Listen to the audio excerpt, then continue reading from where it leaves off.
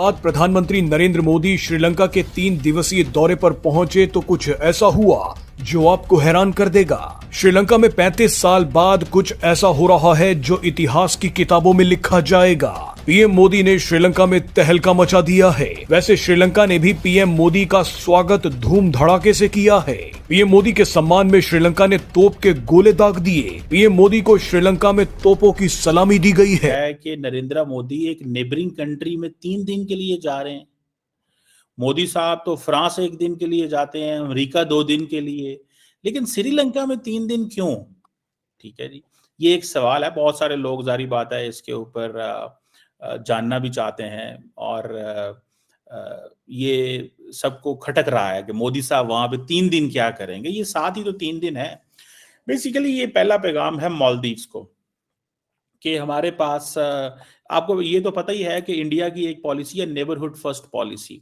तो neighbourhood first policy में Indian जो लीडरशिप है वो खित्ते के तमाम नेबर्स के साथ बहुत अच्छे ताल्लुकात चाहती है। ये जो इस वक्त हुकूमत श्रीलंका के अंदर आई है, जिसमें ये जो श्रीलंका के प्रेसिडेंट हैं, ये आप समझ लें कि प्रेसिडेंट अनुरा कुमारा जो हैं, ये इनकी ये एक कम्युनिस्ट माइंडसेट के बंदे थे और ये माजी में जो जिसे कहते हैं ना हुकूमत। दोस्तों, एक बड़ी खबर निकल कर आ रही है कि इन दिनों जो है भारतीय पीएम श्री नरेंद्र मोदी जी थाईलैंड गए और उसके बाद में वो श्रीलंका के 3 दिवसीय दौरे पर गए हुए हैं और जिसको लेकर पूरी जो हमारी कंपटीटर देश यानी कि पाकिस्तान और चाइना, इन दोनों देशों के जो है गले सूख रहे हैं और दोनों देश परेशान हो रहे हैं, क्योंकि अब चाइना तो जैसा कि आप जानते हैं कि चाहता है कि श्रीलंका उसके कदमों में जाए और श्रीलंका से उसकी दोस्ती बढ़े, भारत से अलग हो जाए, यानी कि जितने भी भारत के आस पड़ोस के देश हैं वो भारत से दूरी बनाए रखें और चाइना के साथ जो है अपनी सारी समस्याओं को लेकर चाइना के पास रहें। लेकिन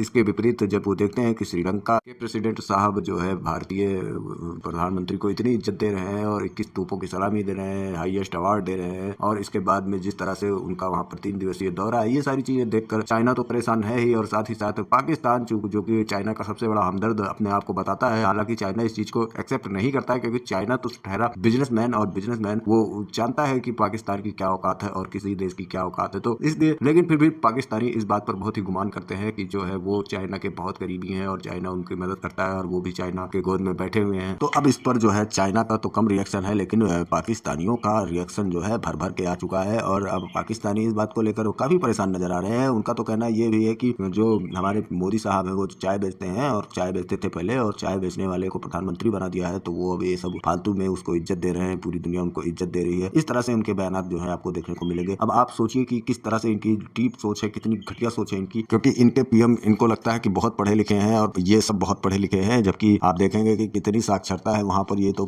पूरी दुनिया जानती है और कितने जाहल वहां पर बस रहे हैं ये भी दुनिया जानती है। और इन सब चीजों के बावजूद इनके लोग जो है हमारे देश पर जो है उंगली उठाना बंद नहीं करते हैं और कहीं ना कहीं ये उनकी जो है जलन साफ साफ नजर आती है। अब चूंकि हमारे पीएम मोदी साहब ने पहले ही अपने इस जो है इनका जो ये कार्यकाल है इसमें बताया था कि नेबरहुड फर्स्ट, यानी कि हमारे जो पड़ोसी हैं उनको हम पहले तवज्जो करेंगे, उनको यानी कि पहले इज्जत देंगे, उनकी बात हम पहले करेंगे, उसके बाद में पूरी दुनिया आती है हमारे लिए और हम इसलिए अपने पड़ोसियों से जो है एक अलग व्यवहार बनाने की कोशिश में लगे होते हैं। अब इन सब चीजों को देखकर पाकिस्तानी मीडिया और पाकिस्तानी लोग हैरान परेशान हैं, क्योंकि वो नहीं चाहते हैं, बिल्कुल भी नहीं चाहते हैं कि जो है भारत किसी के साथ इतना बढ़िया रिलेशन में रहे और भारत को इतनी इज्जत जो है पूरी दुनिया में मिले। और जब भी भारत को कहीं ना कहीं जब पीएम मोदी को कहीं सम्मान मिलता है, कहीं अवार्ड मिलता है, तो इनकी मीडिया चीखे मारना चालू कर देती है और वो परेशान हो जाती है कि किस तरह से इनको इज्जत मिल रही है। और हमारे पीएम जब जाते हैं तो उनको वहाँ कोई घास भी नहीं डालता है, उनको कोई पूछता नहीं है, वो बेचारे खुद दौड़े दौड़े लोगों के पीछे पीछे लगे रहते हैं कि भैया थोड़ी इज्जत हमको दे दो, थोड़ी इज्जत हमको दे दो, लेकिन इसके बावजूद भी उन्हें कोई जल्दी पूछता नहीं है। तो इस सब चीजों पर जो है पाकिस्तानी बहुत हैरान परेशान से नजर आ रहे हैं और आपको चलिए दिखाते हैं इस वीडियो में कि क्या कुछ कहना है इन सारे मामलों में पाकिस्तानियों का। वीडियो पसंद है तो लाइक करें, चैनल को सब्सक्राइब करें और शेयर करना ना भूलें। हुकूमत के खिलाफ बड़ा रहे और इस दफा जब श्रीलंका में आपको याद होगा कि डिफॉल्ट कर गया तो फिर एक गवर्नमेंट आई और फिर उसके बाद जब इलेक्शंस हुए तो ये सामने आ गए। तो इंडिया के लिए ये एक नया बंदा है, नई पर्सनालिटी है, तो इसके साथ इंगेज करना भी इम्पोर्टेंट है। लेकिन के बाद पीएम मोदी दुनिया के पहले नेता हैं जो कोलंबो पहुंचे हैं। श्रीलंका के नए राष्ट्रपति अनुरा कुमार दिसानायके भी अपनी पहली विदेश यात्रा पर भारत आए थे। दिलचस्प बात यह है कि अनुरा कुमार दिसानायके को चीन का करीबी माना जाता था, मगर वो चीन पर निर्भर होना नहीं चाहते। देखिए जी, पहली बात तो ये है कि बगैर एक पाकिस्तानी होते हुए और 22 होते हुए, इसके बावजूद भी अगर आप इंसानियत की बेसिस पे देखें, ह्यूमन बेसिस पे देखें, तो जो बंदा एक आम बंदों को कत्लेआम कह रहा है, इंडिया तो बड़ा स्कॉलर ब्रांच बनता है कि हम लोग बहुत हर एक का हकूक़ देते हैं, आज़ादी देते हैं, लेकिन उसके बावजूद आप जहाँ पे कत्लो गारत देखते हैं, सिर्फ मुसलमान ही नहीं, वहाँ पे ना क्रिश्चियन महफूज हैं, ना कोई उनकी अपनी ज़ात जो शूदर वगैरह हैं वो भी महसूस नहीं है। तो वो बंदा तो बगैर किसी ओहदे का मुस्तहिक नहीं है, बजाय उसके कि उसको चाहे का कोई अवार्ड दिया जाए। तो बिल्कुल हरगिज़ नहीं, ना उसका कोई विजन है, ना उसके पास कोई नॉलेज है, ना प्रायर कोई उसके पास कोई उसका बैकग्राउंड है।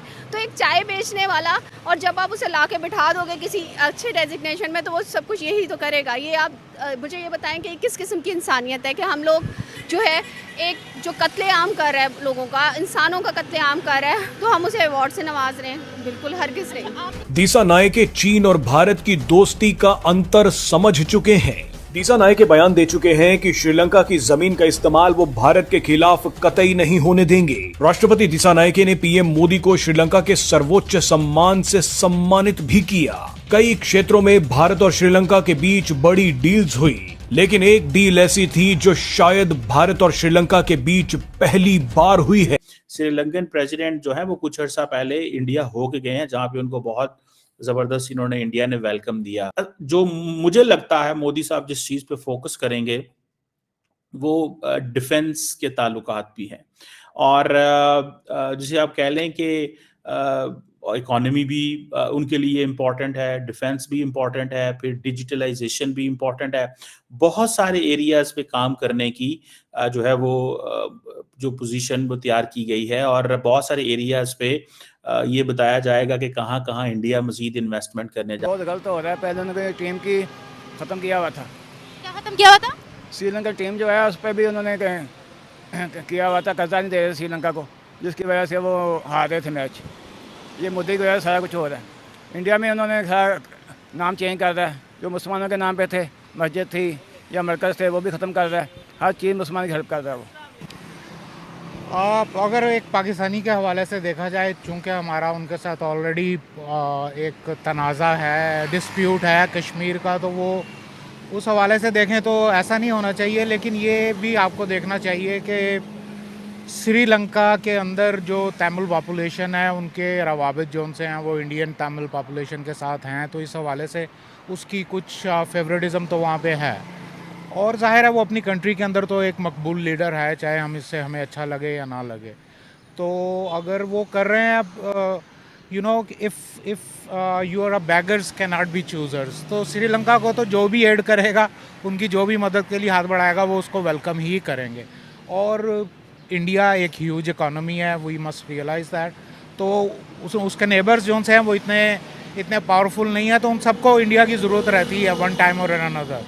इसी वजह से इंडिया उनसे बाज़ दफ़ा जो उनसा है कुछ ऐसे भी वो मुआहदे करवा लेता है जिसके अंदर उन मुल्कों का अपना इतना ज़्यादा फ़ायदा नहीं होता, बल्कि इंडिया का ज़्यादा फ़ायदा होता है। But that goes with the you know कि वो इंडिया करवाता है कि उनकी लॉबिंग इतनी स्ट्रांग है, उनके लोग इतने वहाँ पे वो इफ़ेक्टिवली काम करते हैं कि उनको अपने फेवरेबल जो उनसे हैं वो ट्रेड डील्स मिल जाती हैं। मैं आपको बताता चलूँ कि जब श्रीलंका जो है वो बार बार कह रहा है कि हमें फॉरेन इन्वेस्टमेंट चाहिए इकोनॉमी को स्टेबलाइज करने के लिए, जो फाइनेंशियल क्राइसिस 2022 में आया था, इंडिया ने ऑलरेडी $4 बिलियन की फाइनेंशियल असिस्टेंस अप्रूव की हुई है श्रीलंका के लिए। दैट्स अ बिग मनी, ठीक है जी।